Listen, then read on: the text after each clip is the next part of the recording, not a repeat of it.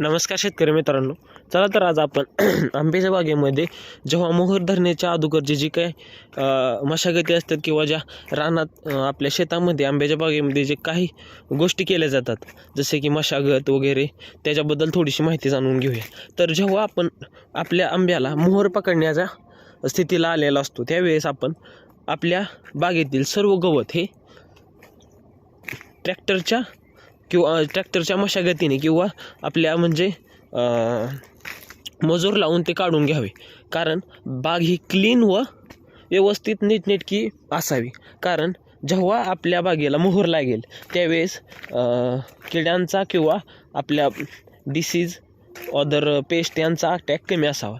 त्यासाठी मोहर लागायच्या 1 महिना अगोदर बागेतील सगळी मशागत करून बागेतील गवत काढून घ्यावे. नंतर आपल्या बागेला व्यवस्थित पाणी देण्यासाठी ड्रीप व्यवस्थित हातरून बागेच्या बुडामध्ये ठेवून द्यावी.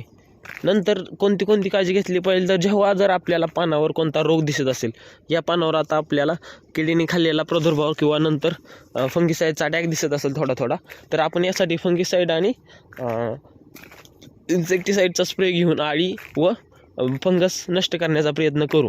नंतर दुसरं काळजी कोणती घेतली पाहिजे तर खताचं नियोजन व्यवस्थित केलेलं जर असेल आपण तर त्याला मोहर लागायच्या अगोदर पाणी न देऊ नये.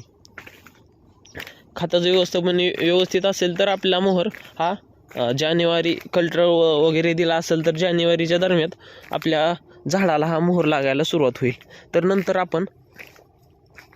नंतर आपण एक 15-20 दिवस अगोदर मोहर लागायच्या अगोदर थोडं दिसायला लागल्यावर पाणी देऊन व्यवस्थित प्रकारे पाणी देऊन नंतर आपण आपल्या बागेला नंतरचे स्प्रे घेतले पाहिजे. अशा प्रकारे आंब्याच्या मोहर लागायच्या अगोदरची काळजी आपण व्यवस्थितपणे घेतली पाहिजे व या प्रकारे आपला मोहर हा व्यवस्थित व चांगला निघू शकतो. तर अशाच नवीन शेतीबद्दलच्या व्हिडिओसाठी आपल्या चॅनलला सबस्क्राईब करा, शेअर करा.